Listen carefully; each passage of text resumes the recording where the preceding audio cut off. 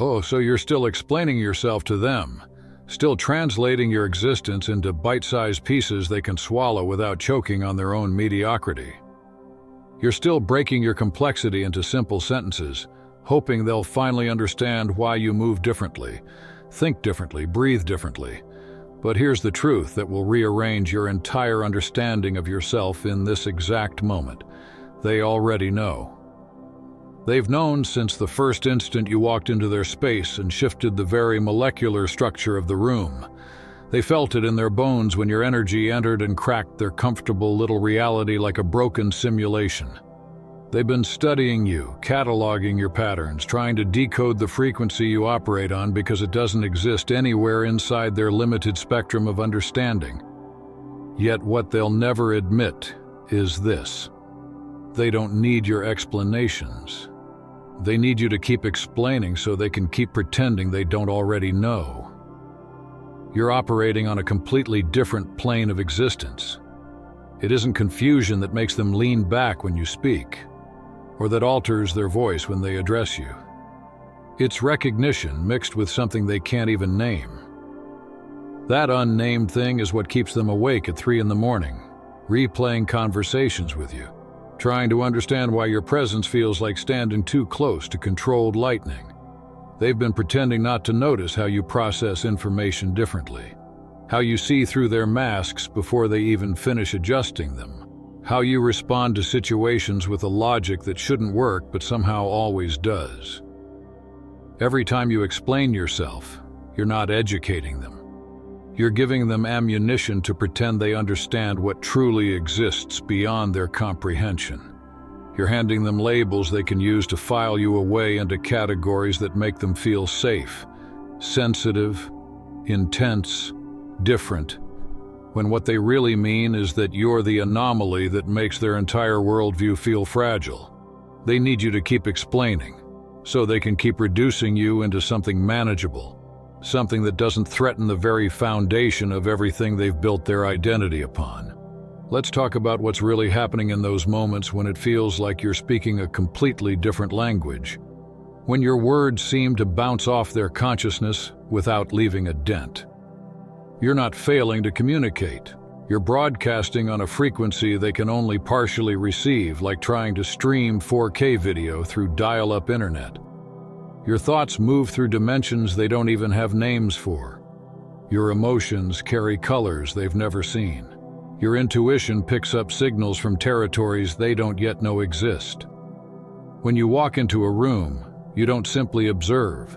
You download the entire emotional ecosystem within seconds, processing micro-expressions, energy shifts, unspoken tensions, and hidden agendas faster than most people can recall their own names.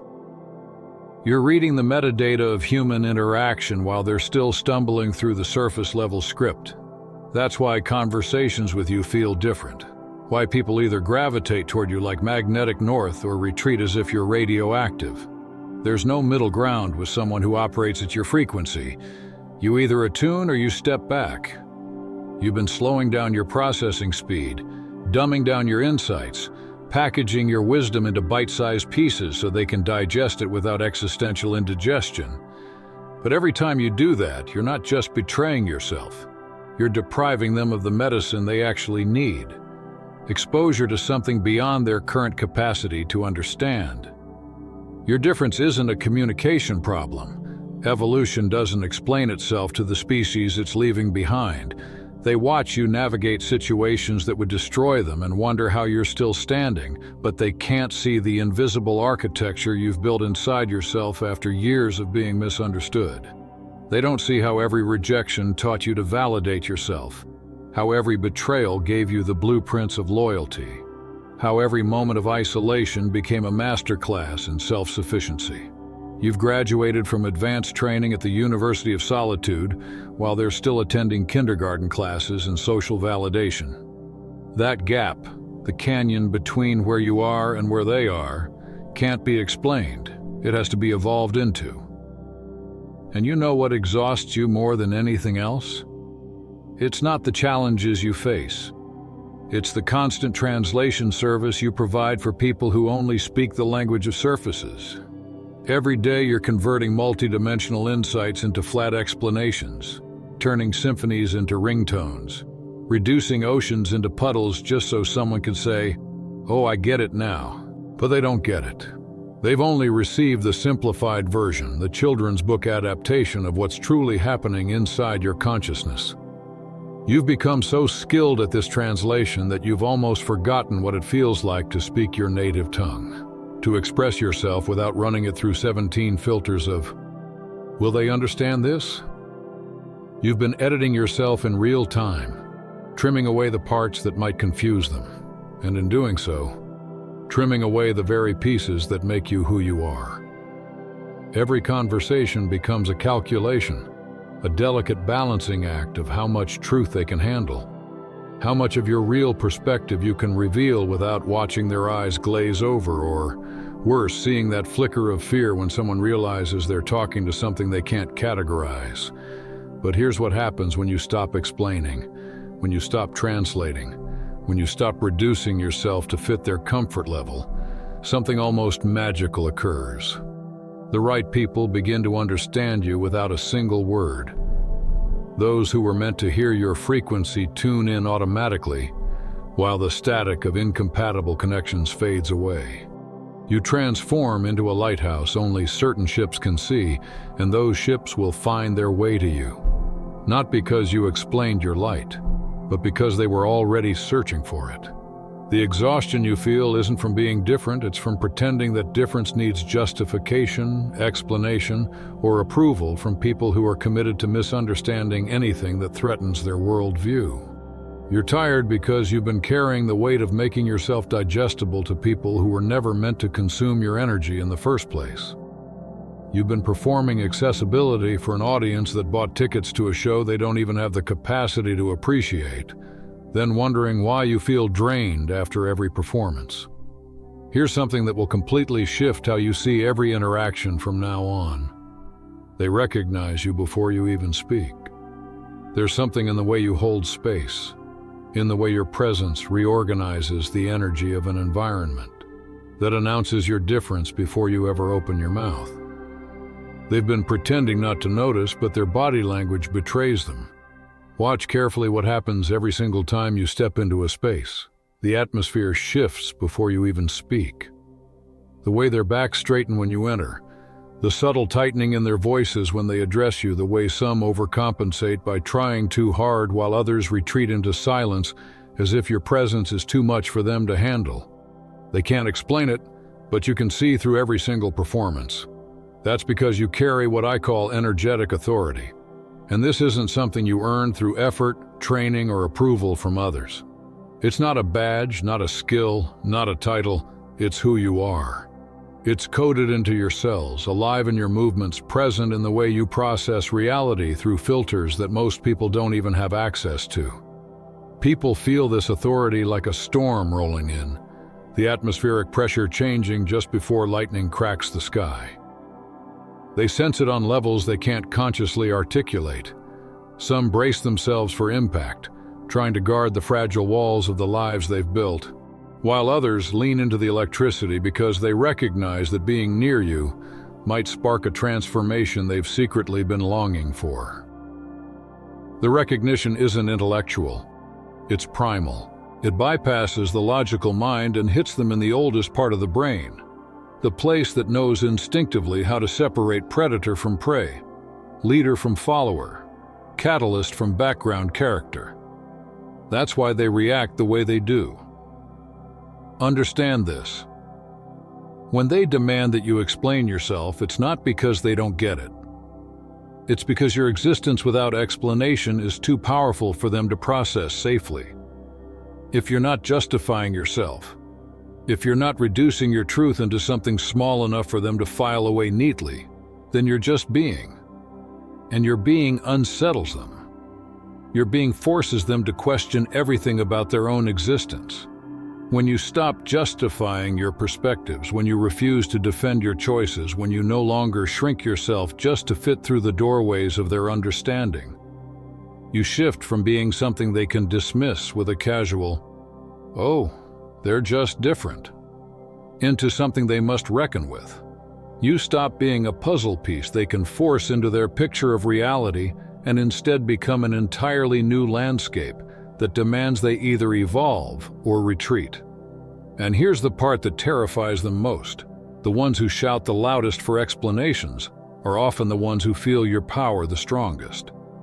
Deep down they know that if they can coax you into explaining, you'll unintentionally give them the map, the step-by-step breakdown of how you became what you are. But the truth is, that map doesn't exist. You didn't become this. You revealed it. You excavated it from beneath layers of conditioning, programming, and false identities that were never truly you. They're still walking around armored with that conditioning, mistaking their masks for their real faces, while you've shed yours and stood in the rawness of your authenticity. And here's something they'll never want to admit. You cannot teach someone to be what you are, any more than fire can teach water how to burn. Either the elements are present within them, or they're not. The endless requests for you to explain yourself are really veiled cries of desperation. Give us the formula for being what we're too afraid to discover within ourselves. They don't want your story. They want your essence in a blueprint. But essence isn't transferable, and courage can't be borrowed. You've always known things without knowing how you know them. You walk into situations with downloads of truth that would take others hours, days, or even years to gather through study and observation. You feel the truth vibrating beneath the lies. You taste the hidden agenda tucked behind the polite smile. You decode the real conversation happening beneath the spoken words.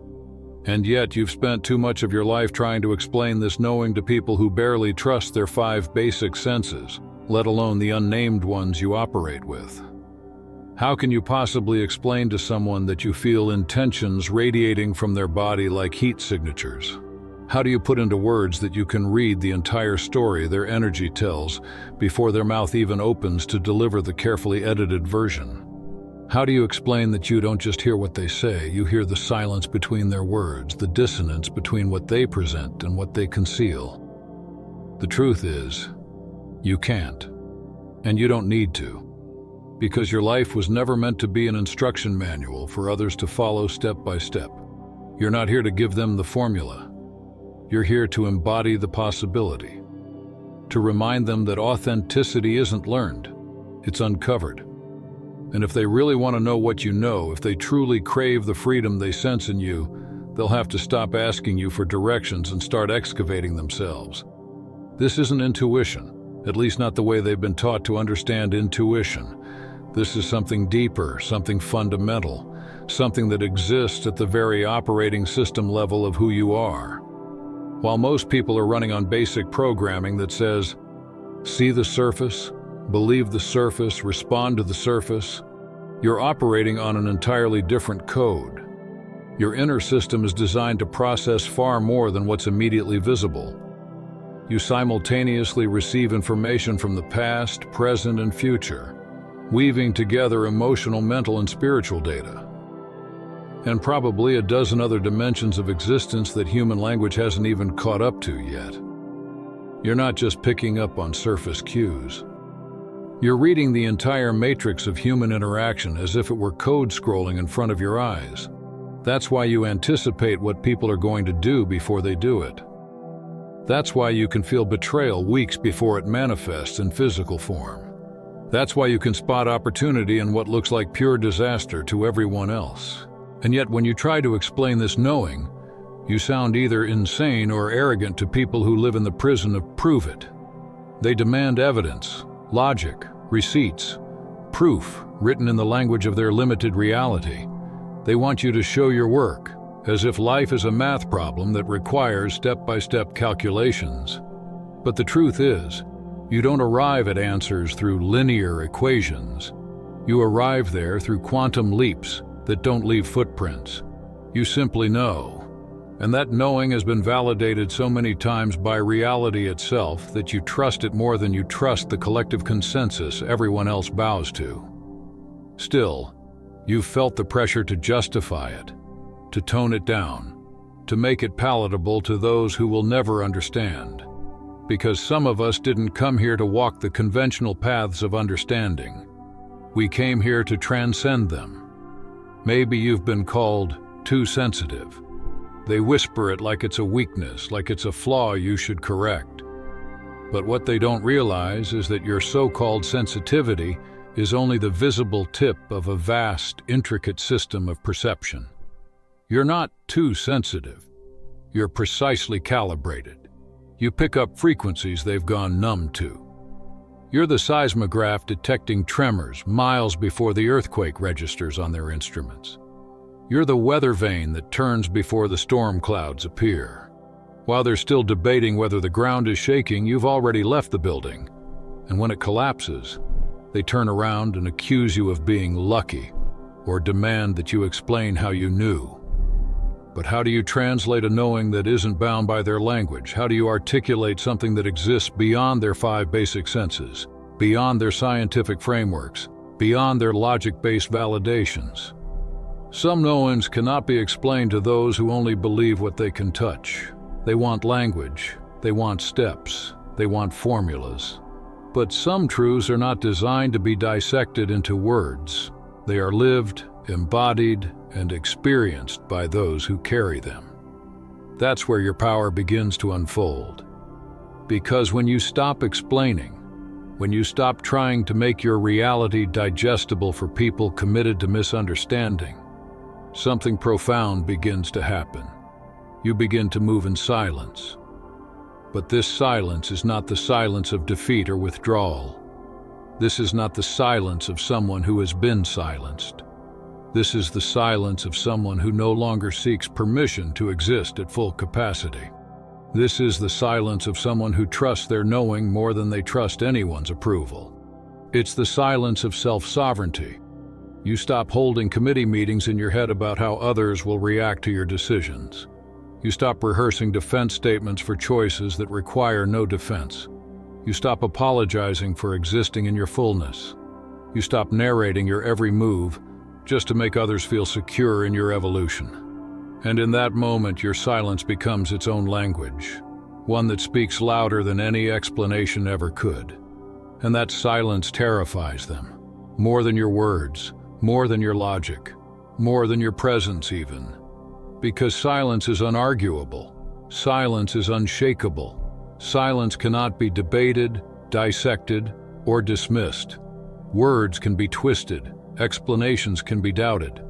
But silence leaves them with nothing to grab onto, nothing to counter, nothing to control. And when you move in silence, you become unpredictable, you become uncontrollable, you become uncontainable. This is when they realize the truth they never wanted to face. You are no longer within the confines of their frameworks. You've stepped outside the boundaries of their expectations.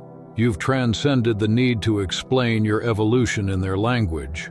And once you stop explaining, you shift from being an anomaly they can argue with into a force they must reckon with. Your silence is not emptiness. It is density. It carries weight. It vibrates with presence. It forces people to confront themselves in ways they've been running from. It unsettles the foundations of their certainty because, in your silence, you mirror back to them the limits of their own understanding. They wanted your words to shrink you into something safe. They wanted your explanations to contain you. But when you stop giving them explanations, you stop giving them walls to keep you in. You become boundless. You become untouchable. You become inevitable. And that, more than anything else, is why your silence is your greatest power.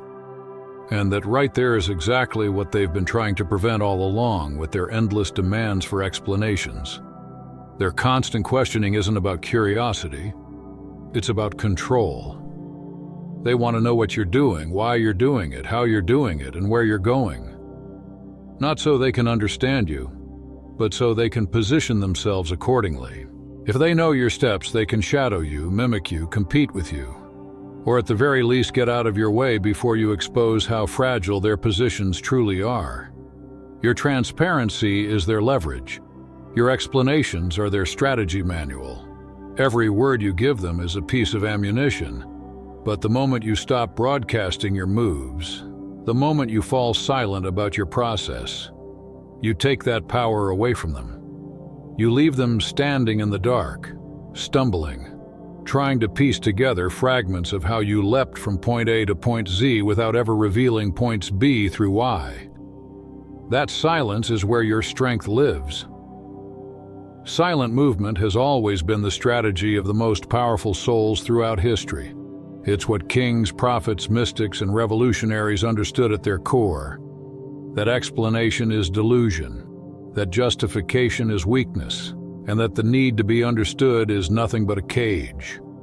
A cage you build yourself and then hand over to others with the key still dangling in the lock. When you stop explaining your differences, stop defending your perspectives, stop lowering your vibration just to gain the shallow understanding of people who feed on confusion, something transformative happens. You stop being a player in their game and instead become the game itself. They can't manipulate you with guilt. They can't cage you with judgment. They can't control you with opinion. You slip out of the categories they try to trap you in. You become force instead of form, motion instead of explanation, result instead of theory. And watch what happens when you do this. Watch how the world changes when you stop answering the desperate question, "Why are you like this?" and instead embody it so powerfully that the question itself becomes meaningless. They'll no longer ask why, they'll scramble to keep up with how. You'll see them shifting from dismissing your difference to imitating your behavior, from questioning your methods to studying your results, from doubting your path to desperately trying to extract some formula that they can use for themselves. But by the time they finally recognize what's happening, you'll already be gone. So far ahead that all they'll have left are shadows and echoes of who you used to be. And while they're still dissecting your old footprints, you'll already be evolving into something beyond their comprehension. That's the beauty of it. Your unexplained existence isn't just a mystery, it's a threat. A living, breathing disruption to every carefully constructed identity around you. Because you stand as undeniable proof that authenticity doesn't need permission, that freedom doesn't need approval, that power doesn't need translation. Every time you show up without apology, without explanation, without watering yourself down, you create a mirror that exposes the illusions they've been living. You highlight how much energy they waste maintaining masks and identities, rehearsing performances you no longer participate in. And the deeper truth is this: when you stop explaining, you stop giving them handles to grip onto. You stop handing them the blueprint to your inner architecture. You stop making yourself a manual they can study and replicate. Without explanation, you are ungraspable. Without justification, you are uncontainable. They can't argue with your silence because silence is not empty, it's heavy. Silence carries weight. Silence vibrates with presence. It lingers in the room long after you leave, unsettling, undeniable. It can't be debated, dissected, or dismissed. This is why your silence terrifies them more than your words ever could. Because words can be twisted, logic can be challenged, explanations can be dismissed, but silence is a void they can't fill. It forces them to confront themselves. It reflects back the gap between their performance and your authenticity, between their illusion and your reality. And in that confrontation, they realize the most threatening truth of all. You no longer play their game. Your silent movement reveals that you've transcended the frameworks they live in. You're not walking the straight, predictable lines they've been taught to follow. You're moving in leaps, in spirals, in dimensions they can't chart. You're no longer a character in their story. You've become the author of your own. And when you stop explaining, you step into the rarest kind of authority: presence without permission, power without apology, transformation without translation. And here's the paradox that haunts them. The less you explain, the more undeniable you become. The less you justify, the more they seek to understand. The less you reveal, the more they obsess. You are no longer something they can categorize. You are something they must reckon with, and reckoning with you forces them to reckon with themselves. That is why your silence is not just absence of sound. It is a storm contained, a revolution unspoken, a force that bends reality without lifting a finger. That is why when you walk in authenticity, when you refuse to explain or apologize, you don't just live, you lead. That's what performance is. An illusion, a stage play built on rehearsed lines and carefully chosen masks. And it's the illusion you've already walked away from, while they're still clinging to their scripts, practicing the same tired lines in front of mirrors. You've stepped off the stage entirely. You've stopped performing and started living. That's why you're dangerous. That's why you're the mirror they can't stand to face. Because when they look at you, they don't just see themselves, they see the masks they've glued to their skin. You expose the costumes, the props, the fake backdrops. You make their entire theater look fragile. And that is why they demand explanations from you. They don't just want to know why you are different, they need you to explain it. Because if you can justify your difference, then they can justify their sameness. If they can attach your uniqueness to a tragic backstory, a diagnosis, a convenient excuse, then they don't have to confront themselves. They want your freedom to come with a wound. They want your strength to come with a scar. They want your authenticity to be the byproduct of pain so they can keep telling themselves they're lucky to be normal. But what terrifies them is when there is no wound, when there is no excuse, when your difference isn't the result of brokenness, but the result of choice. Because if you're not broken, then their conformity cannot be excused as survival. If you're whole, then their submission isn't wisdom, it's self-betrayal.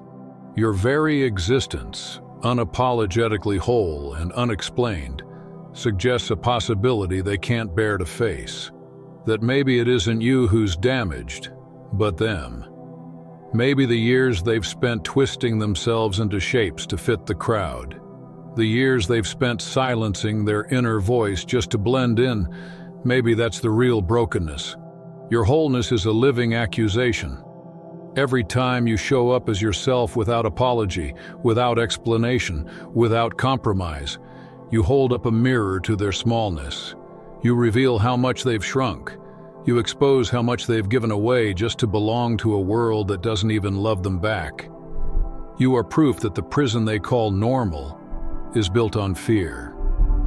You moving freely is like walking through a prison without shackles while everyone else compares chain sizes. They need to know how you got free. They demand an explanation, a manual, a 12-step plan. But the truth you carry is unexplainable. Because you didn't break chains, you didn't dig tunnels, you didn't stage a dramatic escape, you simply realized the doors were never locked. You realized the chains weren't steel at all.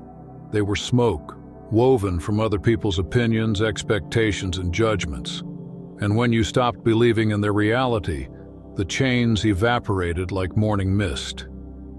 Try explaining that to someone still convinced their shackles are forged from indestructible metal. This is the truth that terrifies them most. You are not different because something happened to you. You are different because you stopped letting things happen to you. You stopped being a passenger in your own existence. You stopped handing over your power to other people's preferences. You stopped outsourcing your choices to the culture of conformity. You stopped swallowing the lie that their reality was the only reality. And that kind of agency, that radical ownership of your existence is something they cannot accept, because it exposes their prison as voluntary. Think about that. Your life is proof that the prison walls aren't real, that the locks they fear are illusions, that the bars they grip so tightly are made of words and fears, not iron. And that's what shakes them to their core. Because if freedom was always available, then what excuse do they have for never claiming it? If you're not broken, then what does that say about the way they've broken themselves to conform? If you're whole without explanation, then their entire foundation of normal crumbles. Your silence, your wholeness, your refusal to explain, is louder than any speech you could ever give. Because when you show up without apology, you make their costumes look like chains. You make their comfort look like captivity. You make their sameness look like surrender. And that's why they cling to their demand for your story, your reason, your tragic explanation. Because if you don't give them one, they have to face the truth. You are free because you chose to be. And they are stuck because they choose not to be. That is why your existence is the most disruptive force in the room. Not because you shout, not because you argue, not because you fight to prove yourself, but because you don't, because you simply are. And in that being, without apology or explanation, you unravel the performance they've mistaken for reality. And your very existence proves that it's choice, not circumstance, that keeps them stuck. Here's what they don't want you to realize. When you stop explaining yourself, you become magnetic in ways explanation never allowed. The mystery of your unexplained difference generates a gravitational pull that draws in exactly what nourishes you while repelling exactly what drains you. You become selective in attraction, filtering out the curious onlookers who only want to gawk from a safe distance, while drawing in those who recognize themselves in your refusal to shrink. Every explanation you give is a map, and maps can be followed by anyone, even those who don't belong on your journey. But when you stop explaining, you become a frequency that only certain people can tune into, a signal only compatible souls can receive. This isn't about secrecy or withholding. It's about knowing your energy speaks louder than words ever could. The right people will understand you through resonance, not explanation. You've been trying to build bridges to people committed to staying on their side, offering detailed justifications for why you had to build your own island instead of drowning in theirs. But bridges can be crossed by enemies as easily as friends, and every explanation becomes another plank in a bridge that maybe should never exist. Some distances are meant to remain.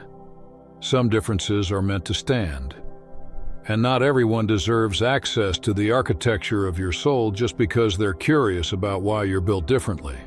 The magnetic effect of unexplained difference is natural selection in your relationships. Those who can't handle not understanding you drift away. Those who need you to be containable find someone else to control. And what's left are the rare ones, the souls who don't need to dissect you in order to value you.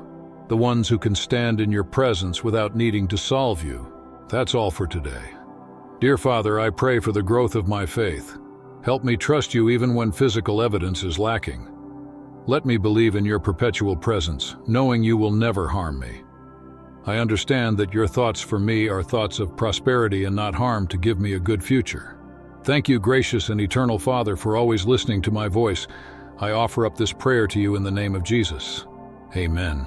Thank you, Jesus, for your love and provision. I am grateful for your presence in my life and the abundance you bring. If this video resonated with you, please like, subscribe to the channel, and share it with those who need to hear this message. Leave a comment below about your journey and how you are preparing for your own triumphant return. If you'd like to support our work, please consider contributing through Buy Me a Coffee. This helps us continually improve our content to offer you the best. The link to Buy Me a Coffee is in the description. No gift is too small. Whether it's a penny, a prayer, or a share, your generosity helps spread God's word and brings hope to others. Don't stop here. Watch our next video for powerful revelations about the signs that reveal you are the chosen one. We've enjoyed following this spiritual journey with you. Thank you for staying with us until the end. Keep shining brightly and embrace your destiny with courage. See you next time. Blessings to all the beautiful souls from the Enlighten wisdom.